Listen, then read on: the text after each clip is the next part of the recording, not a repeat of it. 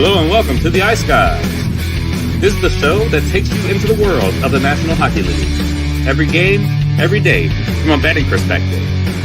With pro sports handicappers, Ian Cameron, Alex P. Smith, and various guests from the world of hockey and sports betting. And now, here's your host, Ian Cameron.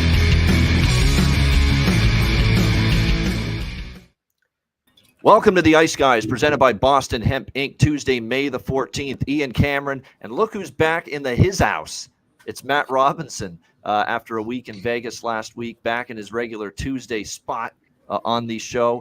And joining both of us today is the other Robinson, brother Robinson, Ryan, back with us after doing a nice job last week for us when both Matt and Alex were away. And he's back with us. We said we might do this at some point, and we figured, well, let's do it today. Ryan's available. Matt's back in the house. The first ever Robinson and Robinson edition, the law firm edition of the Ice Guys show. Matt, we'll start with you. Welcome back from Las Vegas.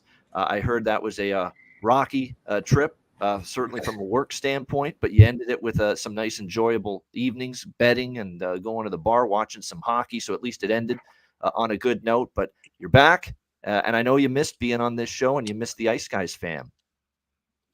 Yeah, no doubt. It was a long week in Vegas, a lot of work, long days. Just those trade shows. I mean, you're up early prepping because we were a vendor there. So we've got to get, our booth set up and the technology side set up and all that fun stuff. So it was a lot. My feet are still hurting. My back's still sore, but yeah, it was nice.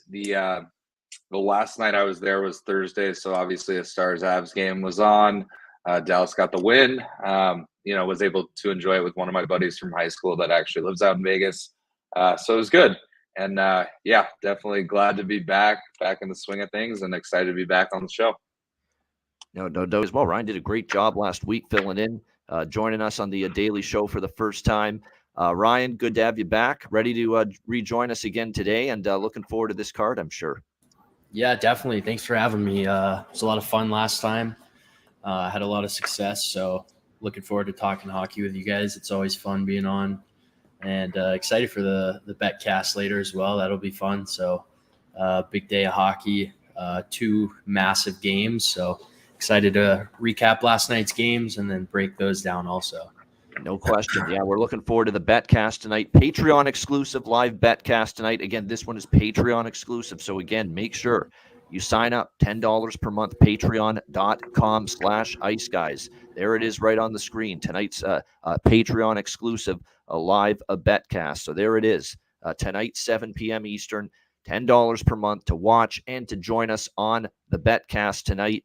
I'm hearing, too, from our good friend Jordan Sambrook, now on to the conference finals in the ECHL Kelly Cup playoffs. He might be stopping in on the betcast for a bit tonight. So with this Florida Everblades, man, they're like the New England Patriots of the ECHL right now. They're looking for like a three-peat, if I'm not mistaken, as far as ECHL championships are concerned. So Jordan might be stopping in tonight. Carter Hutton might be joining us again tonight. So, again, we've got potential guests on the way. Of course, our regular crew. So again, 7 p.m. Eastern, make sure you join us tonight. Patreon exclusive Ice Guys live betcast, $10 per month to join the betcast tonight and to tune in and watch it. So again, check that out. Sign up, patreon.com/Ice Guys. Definitely looking forward to that tonight. Let's look back at last night. It started with the Rangers and the Hurricanes, a second opportunity for the New York Rangers to finish off the Carolina Hurricanes and close out that series. And a second opportunity slips through their fingers. And now they've got a sweat on their hands, and now some anxiety, and now let's just put it this way. And I said this after the game ended last night, a very long 72 hours in store for the New York Rangers and their fan base. And of course, our biggest Rangers fan and our Ice Guys fan, John Massey, who probably figures at this point, the Rangers wouldn't have it any other way but make it difficult on themselves. But credit to Carolina, even when they were down 1-0 after the second period, Jacob Trouba gets the shorthanded goal. It looked like the Rangers had snatched momentum. At no point in those first 2 periods did it look like the Rangers played well. They were bobbling pucks, their own power play, which was red hot in the Washington series, which was absolutely destroying Carolina and lighting them up early in the series, has suddenly gone into the shits here in the last 2 games, that Rangers power play. They're not in sync. I think Carolina's made some good defensive adjustments on the penalty kill to thwart that Rangers power play. You got to give Rod Brindamore and his coaching staff credit for that. And more importantly, look, Carolina in the third period took advantage of a Rangers team that I don't know if they got tight. I mean, they shouldn't have been tight. They should have gone out there and really take the game to Carolina. You're up 1-0. You're 20 minutes away from ending the series. And instead they looked tight. They didn't manage the puck. They were giving it away. Breakdowns galore. It's funny moment during the game last night. John Massey has been critical of Jacob Trouba in this series defensively, especially in game 4 in Carolina when he did have a bad night. It was not a good night for him. He scores the shorthanded goal, and I basically say to John in our DM, that's enough with the Trouba hate, man. You just scored a big shorthanded goal to get you boys going and give you the 1-0 lead. Well, sure enough, he was responsible for one of the Carolina goals in the third period. Terrible turnover behind the net resulted in a Carolina goal, and I'm like, all right, you can be mad again at Jacob Trouba. But really, just give Carolina credit. It all started with the captain. I thought that was one of the best games I've seen out of Jordan Staal in quite some time. What a great power move. Takes it to the backhand, beats an outstretched Igor Shesterkin for the goal that got that game tied. And then after that, what followed, look, another big goal from the Birdman, Evgeny Kuznetsov last night, who is the last couple games showing how great it was. They got him on this team from Washington. He ends up giving them the 2-1 lead. Jordan Martinook follows right after that, and shout out to, who was a great guest yesterday on the show, Andy Mealy, the former Hobie Baker winner. Andy Mealy with a great call there. Jordan Martinook plus 570 to score a goal for the Carolina Hurricanes. That was his bargain bin special of the night. He makes it 3-1, and then the Hurricanes put it away into the empty net, and they just dominated the third period. And for the Rangers, I understand why Rangers fans have anxiety. That was not a step on their neck. That was not a killer instinct display by any stretch of the imagination. That was a Rangers team that looked a little tight, and now their fans are tight, as a result of that, because now we see we see what they did not want to see if you're a Ranger fan.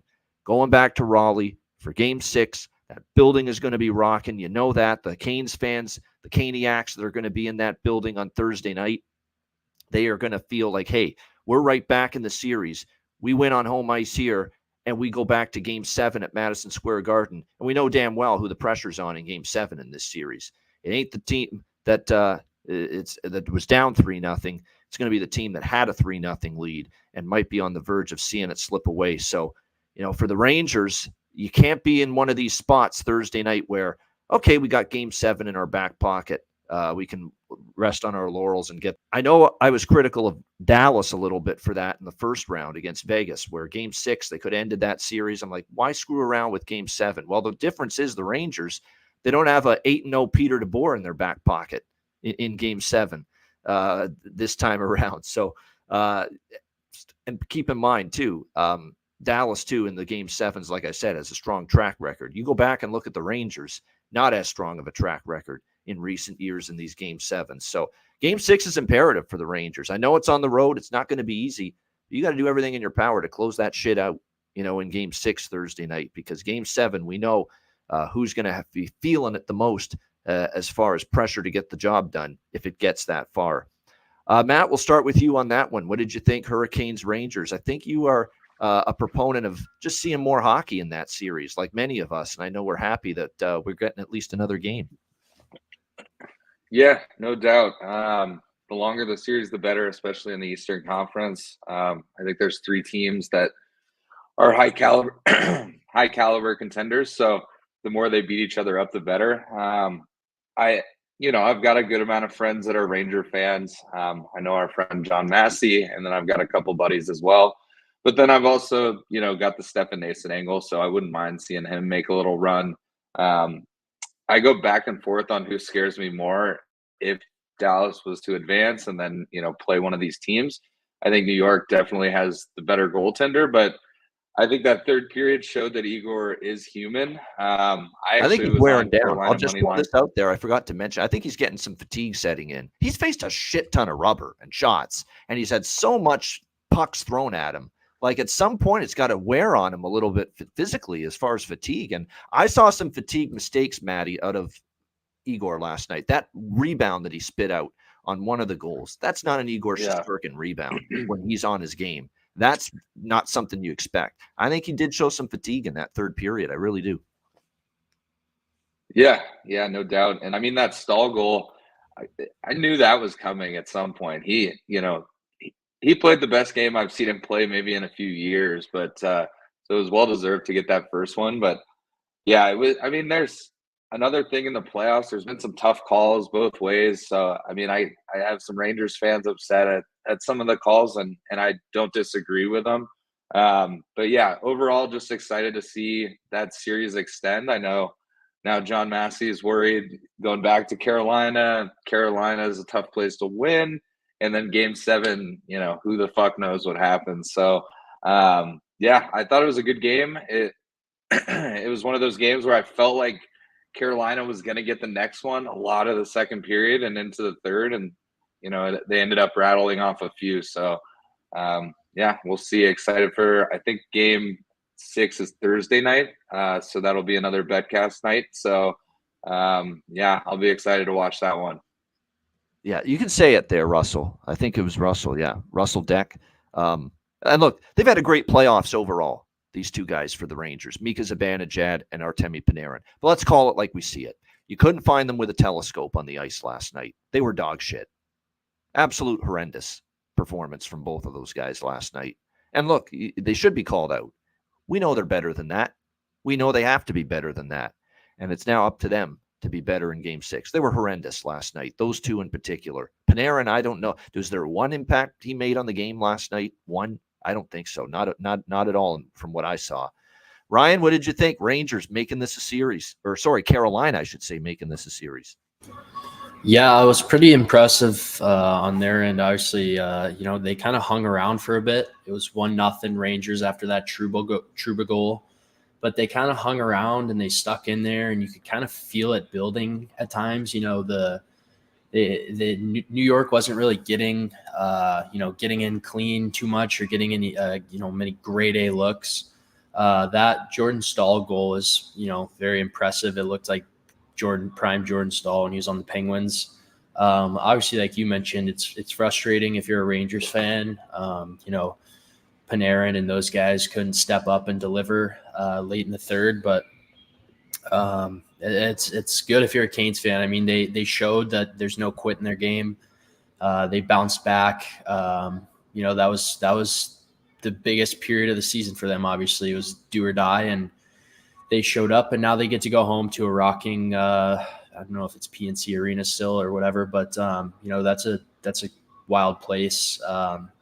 I was just impressed that they, didn't fold in the third period, didn't quit. They kept after it. Even when Shesterkin was making some nice saves early on, like you mentioned, he's faced a lot of rubber. The Canes didn't pack it in. They stayed aggressive, and I think that's what I was most impressed with. Is just they kept fighting. Even going into that third, they had two options: roll over and die, or come out firing, and that's certainly what they did. So I thought it was a really impressive win. Looking forward to game 6 and seeing if they can do it again. But at the end of the day, as Matt mentioned, I want more hockey. So, it's great game to watch. Yep. We all want more games, and especially that series. Because let's be real, after the first 3 games when it was 3-0 Rangers, didn't feel like a true 3-0 series. Carolina deserved a little better than that. And now we're starting to see them back in the series, and this be a close series like it probably should have been, because look, the Rangers found ways to win, but it's not like they've been crushing Carolina in the first 3 games. Carolina's power play was a disaster. The Rangers' own power play was really ripping up Carolina. Now things have changed a little bit.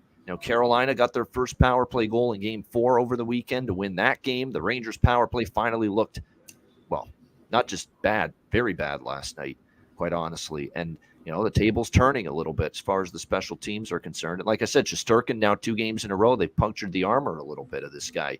Carolina. So a great Game 6 Thursday night. Can't wait for that. That's another betcast night. So for Patreon exclusive members. So looking forward to that. The other game last night, Dallas and Colorado, the shit hit the fan about a minute before, or an hour, I should say, before puck drop. And look, that's why, it took me aback. I did buy out a Colorado team total over a little bit before the game. But unfortunately, when we were on the air, I said, I really thought it was a good Colorado spot. It's one of those things, short-term pain for long-term gain is what I'm hoping that game turns out to be last night, where short-term pain is, look, bad decision to go ahead with Colorado, but at the time we never knew, what was about to go down. And what went down was, well, first of all, the smaller part of the news was Devon Taves being out with an illness, which is huge. He's their next best defenseman after Makar. But the big news is obviously Big Val Nichushkin with a big fuck-up, apparently. Again, sewering his team, sewering, an opportunity maybe to make a deep playoff run this year. A 6-month suspension minimum for violating the player assistance program.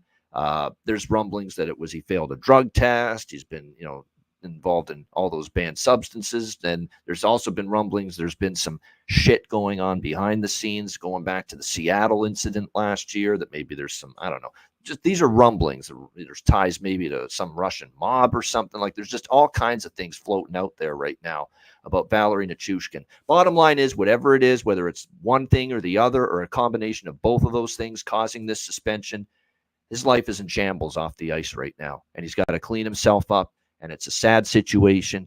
We certainly wish him well. I mean, whatever he's going through, it's not good. And, addiction and anything like that is not a good thing, and you feel bad for him. I actually posted something that a Colorado post-game show radio host said after the game last night, and he nailed the thing totally. I mean, you feel bad for him. You feel for the person that's going through these issues off the ice, but at the same time, this is now the second time this man is fucked up. He was given a second chance, and he pissed it away again. And what he's also done is this is a team that's got Stanley Cup aspirations. They made a ton of moves at the deadline to compete for a Stanley Cup. You're playing against the number 1 seed in the Western Conference. To me, the best team in the West coming into the playoffs, the Dallas Stars. To beat them, you have to have everyone on board, everyone rowing the boat in the same direction. You can't have a situation where someone is getting caught up in shit going on off the ice, where they put themselves in this spot. And not only did Val put himself in this spot, it cost his teammates. And you can see, because he's just not some average player. This is up front, after McKinnon, maybe after Rantanen. And I don't know if I'd even say that now, because I don't think Rantanen's had a particularly good series, quite honestly. I mean, what the fuck did he do last night? At least McKinnon is, throwing every puck on net. I'm seeing him, and he didn't have a great game either last night. But what did Rantanen do in that game last night? Nothing. In my opinion, you could argue that he's even ahead of Rantanen as far as his importance to this team, Valeri Nichushkin, with how he's played. And now he's gone. You find out just before puck drop, and you realize that it's because he fucked up again and got himself in a position to get suspended again when you need him out there. And you could tell it hit Colorado like a ton of bricks. Emotionally, they couldn't believe what's just happened, that he's, and they played like it last night. I mean, clearly it affected them. Do you think Colorado, if Val Nichushkin's not getting that suspension and that news isn't coming down an hour before puck drop, that they're going to get outshot 17-2 at one point in that hockey game? That's not a chance of that happening. Not a chance. And look, Dallas could still have been the better team and outplayed them early. Not to that extent, if this announcement hadn't been made. But, you look at the Colorado, it threw them for a loop. And credit to Dallas. They were not sympathetic at all. They played their game. They took it to Colorado early. If not for Georgiev, it's shocking. That's how bad it was for Colorado early and how shook they were. He was their best player. A goaltender that people have just ripped apart from pillar to post most of the season, and especially in the playoffs. And yet that game is already in the first period, probably 3 or 4-0 Dallas, if not for Alexander Georgiev. And yes, did they show some signs of life, a little pulse? I think when they got down 3-0, 3-1, you saw a little pushback from Colorado. It looked like it was going to get interesting a bit. But Dallas, again, had a great clinical third period defensively on the road, much like we saw in Game 3. They put their foot down. and they end up making it 4-1. That ended up being a huge goal, and it pretty much sucked the life out of the Avs all over again and the building, and put that game away. And they end up, of course, with the 5-1 win when it's all said and done. So it was just a debilitating night for Colorado. Look, it's fourth win is the toughest win to get. We know that.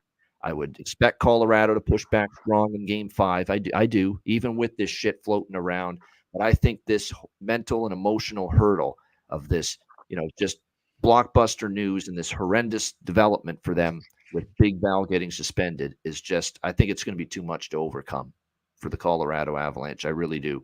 And I think now for Dallas, don't just say, you know what, this team looks broken. We crushed them tonight. We're going to go back and it's going to be easy street now in Game 5. Don't have that mentality. And I'm sure Peter DeBoer is smart enough. If I'm smart enough to say this, I'm sure Peter DeBoer is smart enough to think this as well. Go out there and have that killer instinct. Go out there and step on the fucking throat of this Colorado team in Game 5. Don't give them any belief. Don't fuck around if you're Dallas. Get it done, in Game 5 coming up. Don't make an unnecessarily worrisome trip back to Denver, even though you're one hell of a road team and they could easily win a Game 6 in Denver. Don't do that. End it. You've got this team down against the ropes. Be that boxer that goes for the knockout blow, the knockout punch in Game 5. That's got to be the mindset for Dallas going into Game 5 of that series.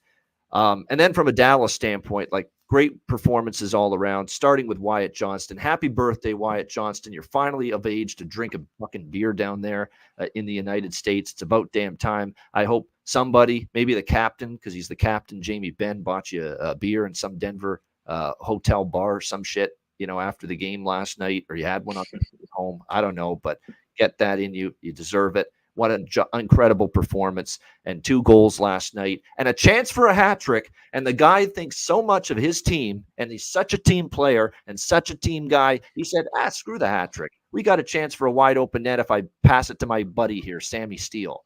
And he threw it into the empty net. If that doesn't show you that this guy's all about the team and all about winning and the logo on the front of the jersey and the Dallas Stars, nothing will. Incredible stuff. You talk about selflessness.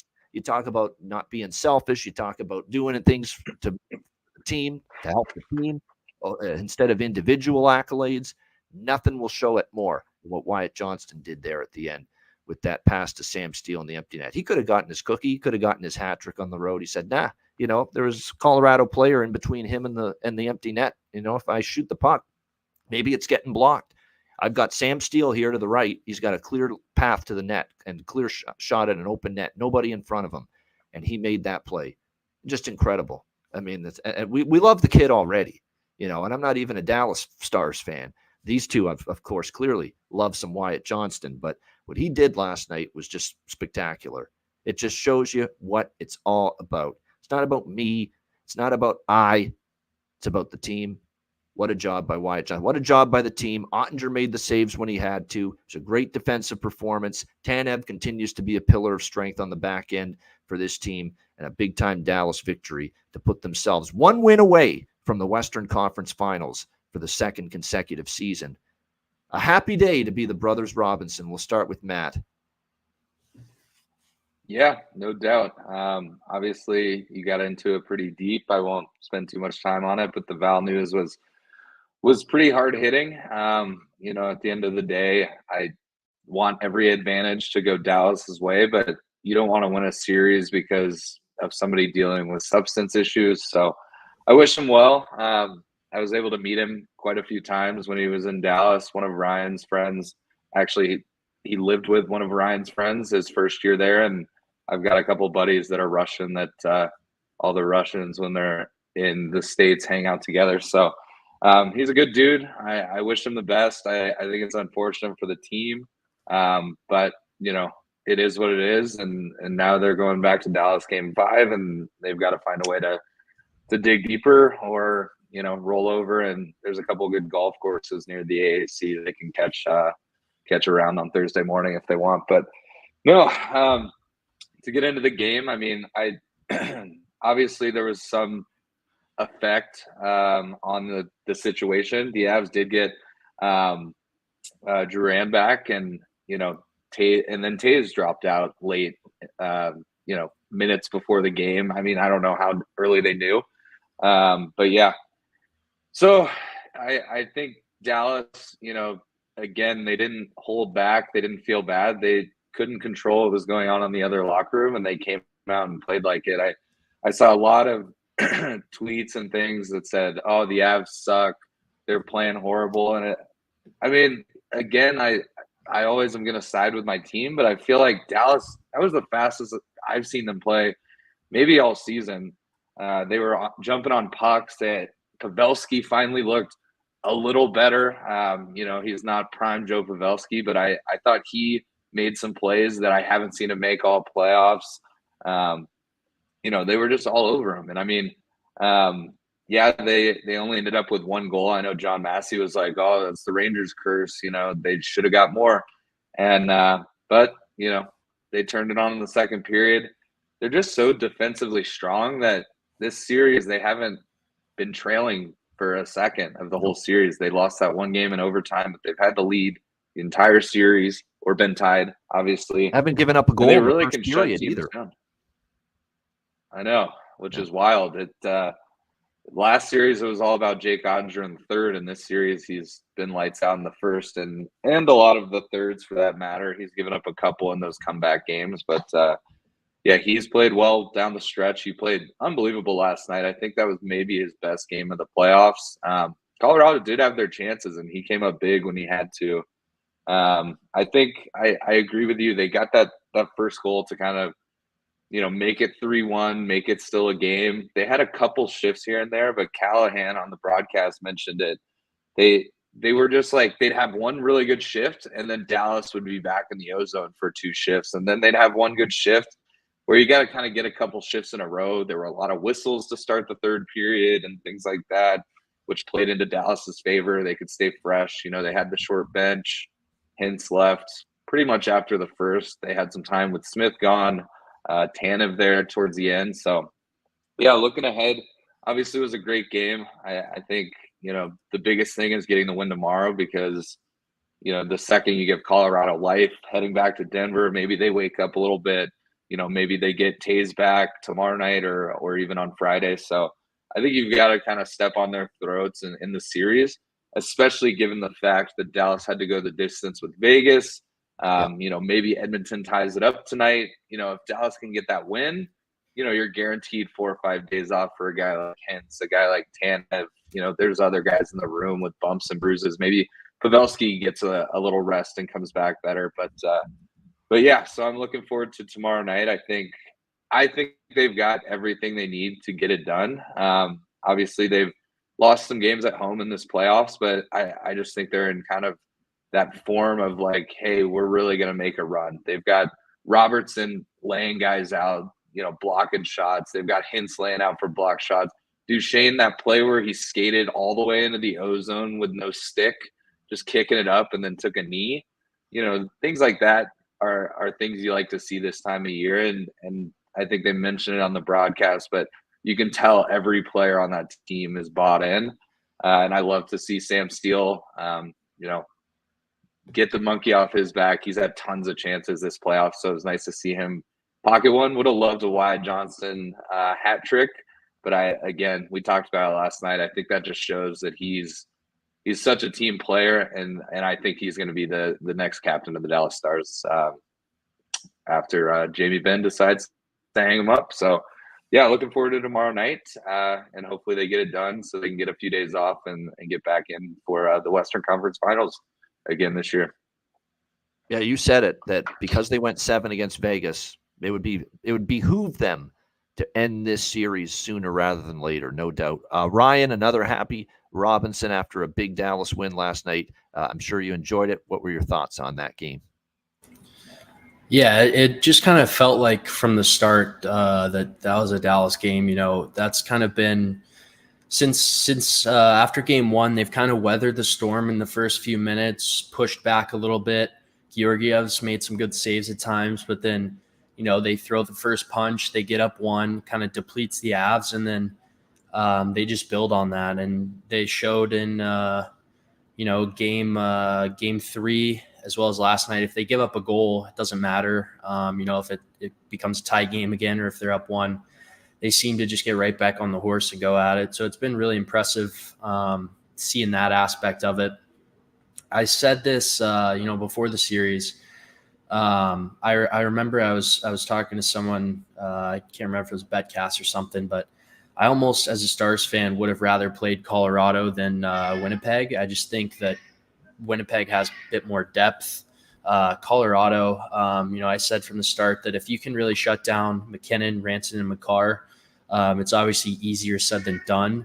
But Dallas has done a tremendous job of that, and it just shows, that Dallas depth of Sagan and Dodonov and Sam Steele and, Hintz finally looking better. Pavelski, as Matt mentioned. I just think that Dallas depth is too much to handle for Colorado overall, and you definitely saw that on display last night. And I mean, when Wyatt Johnson's playing like he is, it's hard to bet against him. So it's a lot of fun to watch. I was really impressed, and just with that defense, if they get up a goal or two,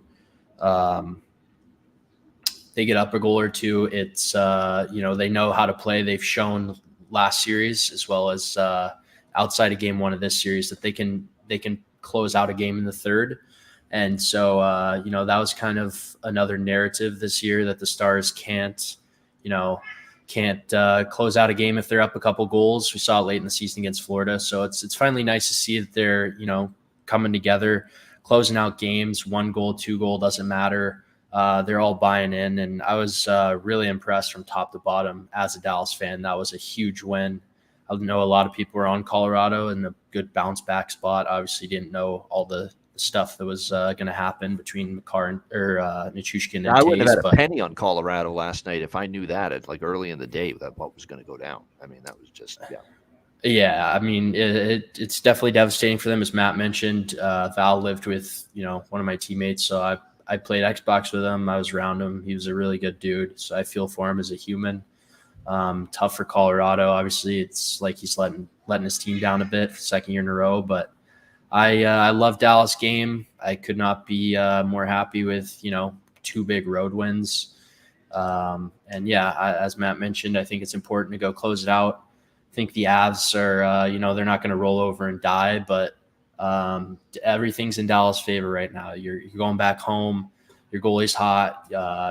Colorado's missing key players, so it's important that they close it out in a pivotal game 5 and don't have to go back. But just really, really great effort last night overall, top to bottom. The only bit of contention too and frustration I have is Nathan McKinnon. I had over 4.5 shots. He ends with 4. Tyler Seguin, we were talking about it. He's been just on this great over shots on goal run. He falls short with 2. And I said, watch this be the night that he ends up falling short. And that's exactly what happened. He just had 2 shots on goal last night. So a couple of those shots on goal prop losses for me were very frustrating there last night in that game. But shout out to, again, the Dallas for a great job. And again, by the way, the Rangers Hurricanes, the one thing I forgot to say about that is because of that game now going to game 6, Alex and I, we both jumped on Canes and the Rangers to win the series 3-2 or 4-2 or 4-3. Or, what am I thinking here? 4-2 or 4-3, both teams. Rangers and Hurricanes. We took Carolina to win 4-2, Carolina to win 4-3, Rangers to win 4-2, Rangers to win 4-3, and we both had the series to go 6 and 7 games. So we're getting profit out of the 6-7 game series props, and we're hitting one of those 4 exact series results, which is going to be profit as well. So because of the prices you're getting with it. So we're going to get profit with that. And we said that right before that series, that it would be a long series. It was not looking good when it was Rangers 3-0, but we are going to get there with those. Someone's winning 4-2 or 4-3, and obviously the series is going 6 or 7. So a great result there for Alex and I that we're going to get the plus money on those props for the Rangers Hurricanes series. All right, let's get to game 1. Sorry, not game 1. What am I? That's the wrong headline here. Let's go up. Wrong label. There we go. Game 5. Boston Bruins, Florida Panthers, -210 Florida, home favorites as they look to close out this series. 5.5 the total. I'm just going to run back what I did the other night. That's it. So I'm not going to belabor the analysis here. A lot of these games, we're into the 5th game, and I seem to say the same shit, about most of these games in these series and the same approach or similar approach. For me, I'm going to take Boston in the first period money line, Boston to score in the first period, -110. But I'm also going to take a piece for the full game, pregame of Florida, team total over, Florida puck line in this game. I really feel it could be one of those games where it's Boston early, Florida late, just like game 4 in Boston. Look, Bruins' backs are against the wall. They have to start strong. There's no other option because they might still lose this game if they get the lead early. They're damn sure losing this game if they fall behind early. So you've got to look at it as Boston's got to come out strong. I do expect they will. There's enough pride on this group to do that, even on the road. So for me, it's Boston early, Florida late. So I'm going to go Boston to score in the first. It's a very cheap price. Boston just to score a goal in the first period is -110. So it's a very cheap price. Boston first period money line. And then I'm going to also take pregame Florida team total over. Florida puck line because I like doing that in an elimination game where the home team's looking to close it out because the net could be empty early. There'll be opportunities for the empty net for the Panthers in the third if they are ahead. So that, and I'm also going to sprinkle on the full game over 5.5 pregame, just the full game. And because, again, this is an elimination game and shit can hit the fan from an offensive standpoint late in the game if Florida's leading. But with this being a betcast, it's going to be small on the full game over pregame. We're going to launch on the third period over or some kind of live over, late second period, early third period, based on the way the score is, especially if Florida's ahead. That's the approach for me. Matt, we'll start with you. Game 5, Boston, Florida. Yeah, so all these bets are pretty small, as you mentioned. I'm excited for some live betting tonight. I'm on Florida here. I'm on the puck line and the team total over 3.5. I just think that they are the better team. I think, the Marchand stuff is obviously a factor. I just think it's one of those years like this isn't Boston's year. I think they're the weakest team left in the East. I honestly didn't think they were that great coming into the playoffs. Their record showed that they were, and they've got great goaltending, which is obviously, a big factor.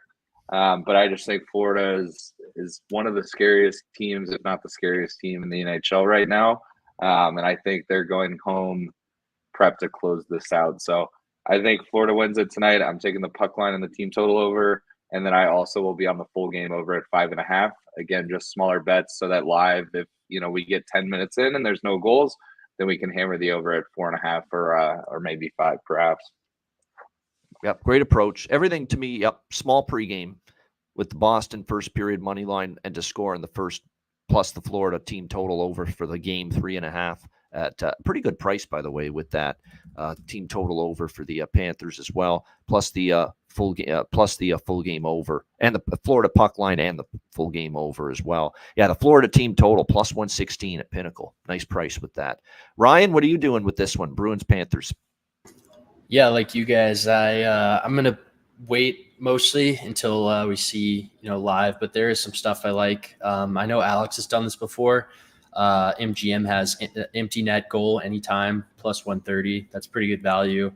You got to think, no matter what team is up, as long as it's not going to overtime, there's going to be empty net opportunities with, especially if Boston is down.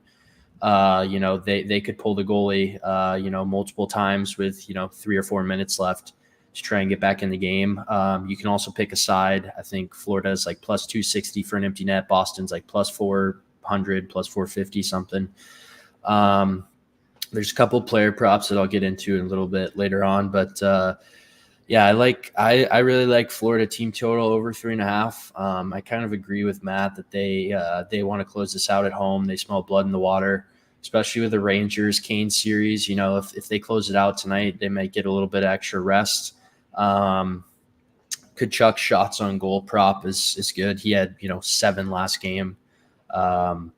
And then also Pastrnak, I think, might not be a horrible look. Anytime a team's back is against the wall, especially in the playoffs, taking their best players, their best goal scorers, shot prop or goal prop is never a bad idea.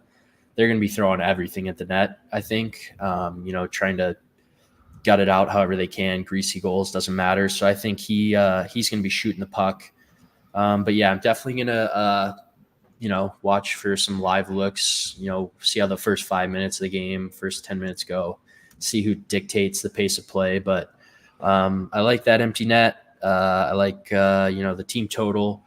And if you like Boston, if you think Boston's going to, squeak one out, their team total, I saw over 2.5 is like plus 110 or 120, which is pretty good price too, depending on what side you like. But yeah, those shot props, I'm going to look at the team total, and then I'm going to be looking at some Matthew Tkachuk props, getting never a bad look with the captain to get his team started in a, potential closeout game. So there's a few things I like, but mostly just waiting to see, what happens live. Absolutely. Yeah, not a bad approach for a game like this, especially when we're on a betcast. Tonight, we'll be able to really pick apart this game more live than, just unload pregame on it. That's definitely the way to go. Look, Landon in the chat. By the way, Landon, I got your email asking for the StreamYard link tonight for the betcast. So it sounds like Landon's going to be in the house for a portion of the betcast tonight on Patreon. So again, Patreon exclusive live betcast tonight. Make sure you sign up. The only way to access it, to watch it, to join us is to sign up there, patreon.com/iceguys. And I agree with the Tkachuk props. Shots on goal make sense for me. And plus, Florida's a very high volume. Well, they've been high volume shooting the puck the last few games in this series because they've been bombarding Boston with shots. Swayman over saves, probably worth a look. Anything Florida as far as shots on goal, but especially Tkachuk, no doubt worth a look as far as that's concerned. Reinhart, Tkachuk, Verhaeghe. Think about those guys more than anything. Maybe a little Montour because Montour seems to chip in against Boston. Those are all props that are worth a look there for them. And yet for Boston, it would be Pasternak, maybe Geeky. But it's really hard, after that to find maybe Carlo. If you want to take like a little bargain bin type shot, Brandon Carlo is the one fucking guy on the blue line that's shooting the puck. And he has scored now a couple of games in this series for the Bruins. So maybe a Brandon Carlo stab in the dark as far as a player prop and a goal prop tonight. All right, the second game of this doubleheader tonight, West Game 4, Vancouver, Edmonton.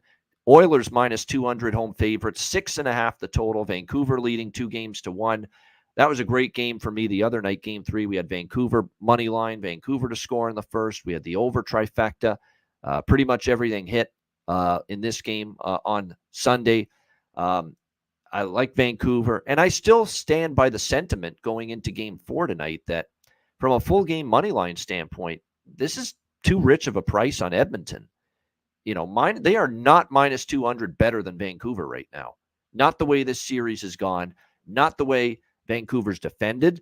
Vancouver's power play has been very solid, and we know Edmonton's power play is lethal, but Vancouver's power play's chipped in. They've been largely the better team 5-on-5 more often than not in the series.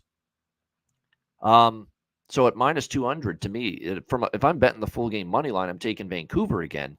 But I do have a feeling in the pit of my stomach here tonight in this game that we're going to see Edmonton rally around the goaltending change. Of course, that's the headline story going into Game 4 tonight. Chris Knobloch making the switch, sitting down Skinner for the Oilers and going with Calvin Pickard for his first ever. You talk about a pressure cooker for what's been a journeyman goaltender for his entire NHL career. He's been bounced around from one organization to the next. And here's Calvin Pickard at long last making his first start in an NHL Stanley Cup playoff game. And look where in the spot he's got to do it. With his team down 2-1 and maybe just about out of this series if they lose tonight. So you talk about putting a big, big task in front of Calvin Pickard tonight for the Edmonton Oilers. That's going to end up being interesting to see how it goes. The bets that I like the most in this game, I'm not crazy about the side either way. It feels like Edmonton could rally around this kid. Well, I shouldn't say a kid. He's 32 years old, as Rich H says, but he rally around this guy. And there's been times he's played well this season for Edmonton, but there's also been times he hasn't played so well. So that's the thing. I mean, but at the same point in time, if you're comparing what they might get from Pickard tonight to what they've gotten so far from Skinner in this series, it's hard not to envision them seeing better goaltending tonight from Pickard. because that's how bad it's been for Skinner. He is not stopping routine shots. He's been off his angle. He's been giving up some soft goals. The Zadorov goal in Vancouver, we remember when it was the reverse VH that's been driving Henrik Lundqvist on the TNT panel nuts. Seeing goaltenders do that shit over and over again. So, definitely to me, Pickard might be decent tonight. Not great, but decent. It still could be better than what Skinner's given you in between the pipes so far in this series. But no, I'm just running back the same bet that I've had, I think, in every game in this series in the first three, over trifecta. First period over, first period both teams to score, full game over. I mean, if it ain't broke, don't fix it. It's hit every game in this series. So that's what I'm going to look at. Let me just say this. If you like Edmonton tonight, take the team total over 3.5. Don't screw around with minus 200. I could see them honestly losing 5-4 tonight. It could happen. They could score 4 and still lose. But I guarantee you, if they're going to win this game, they're probably going to score at least 4. That's usually the Edmonton way of doing things. They win the game, they usually score at least 4 goals. So if you like Edmonton tonight, take the team total over 3.5. You know what I might do? I might sprinkle on Edmonton team total over 3.5. I lean that way, but also take a little Vancouver money line. It wouldn't be crazy for me 5-4 Vancouver tonight. Like Edmonton gets the 4 goals they need to go for the team total, and they give up 5 against this Vancouver team. So I might dabble in both.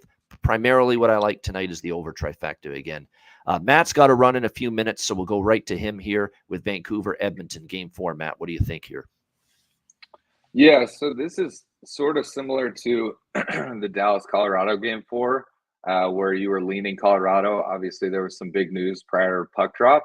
So assuming that there's no drama in this one, I think I lean Edmonton here. Sorry to Rich H. I do want this series to go the distance, having a team in the other side of the West. But I really do think it's an Edmonton spot. I don't see them losing twice at home in this series. I would expect a big push from their best players. As far as betting goes, I'm going to do a little first period Edmonton goal ladder of 1, 1.5, and 2. Over 2 goals for Edmonton in the first is like plus 550.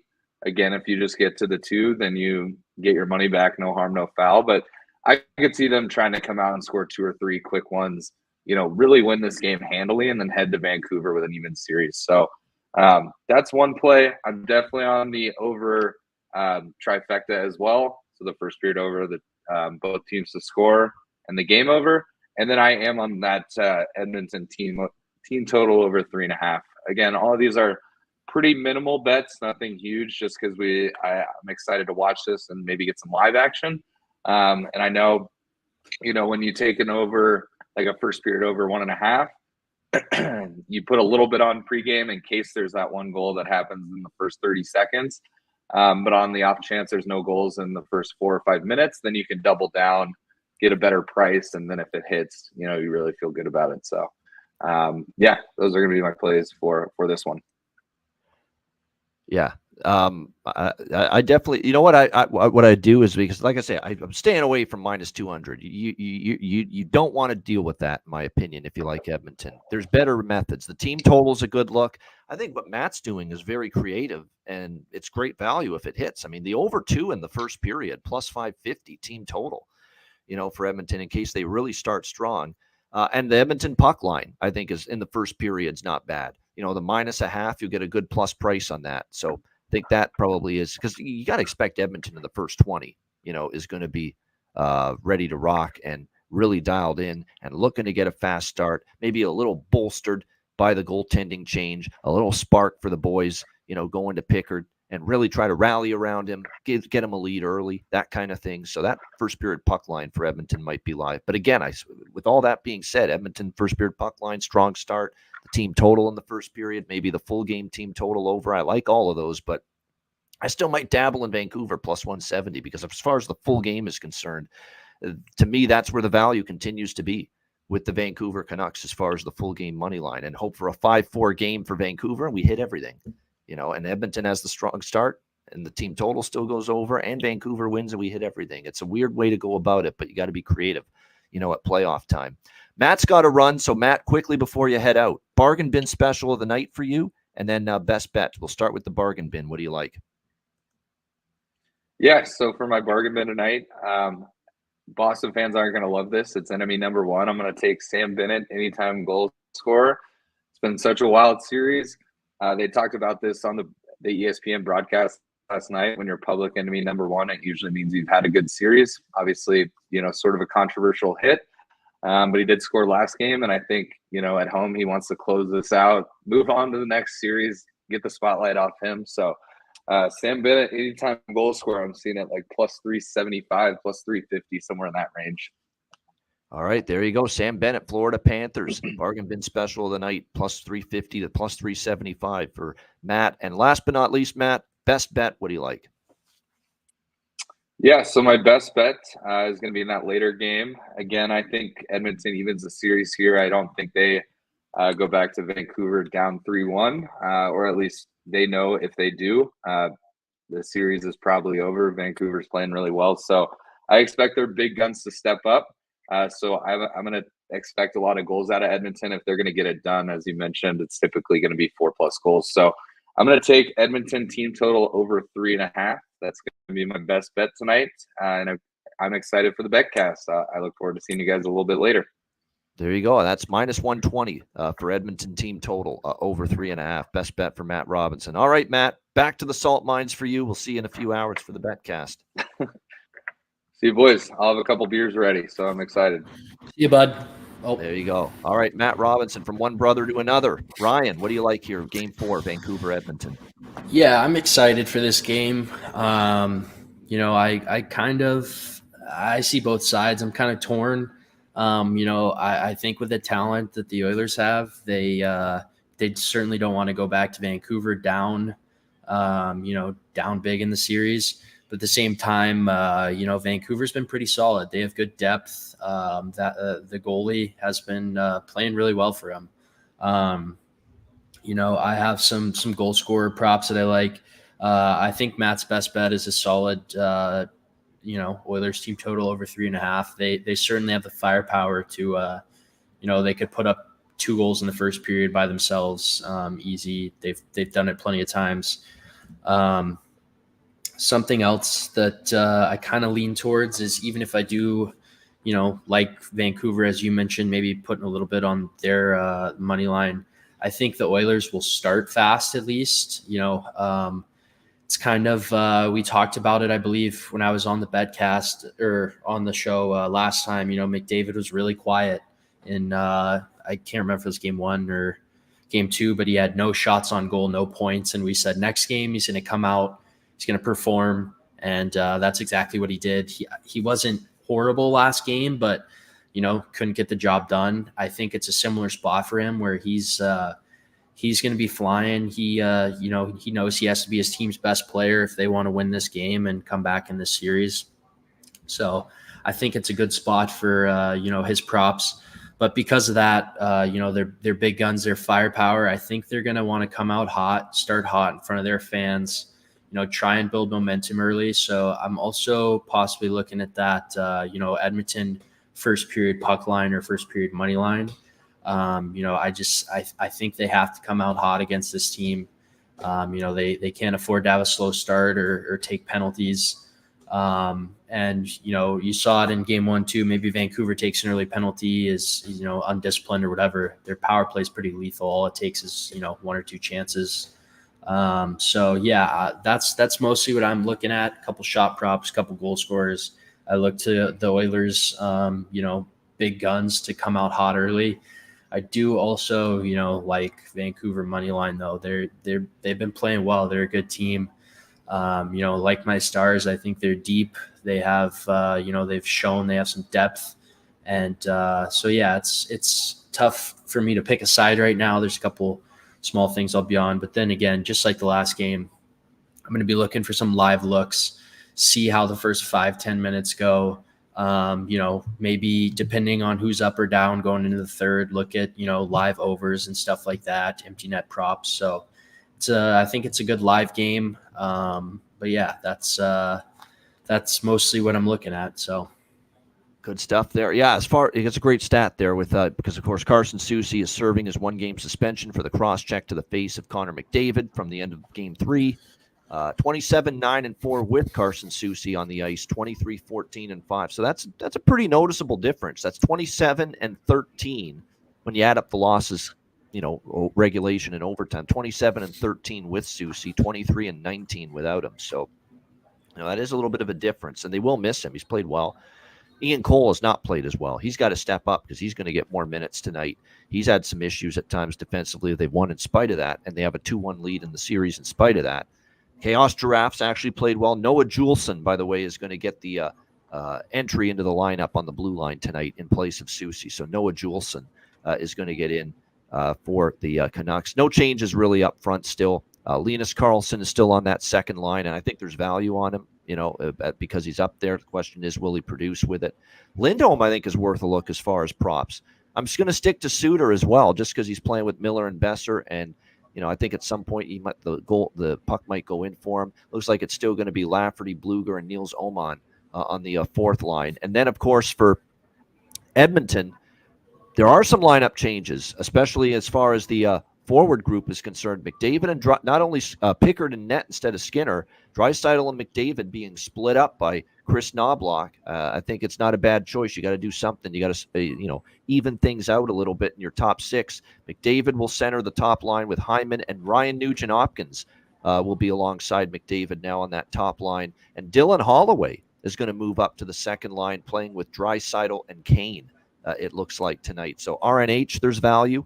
Now, I don't trust this guy always to make the most of these opportunities. He doesn't always do that.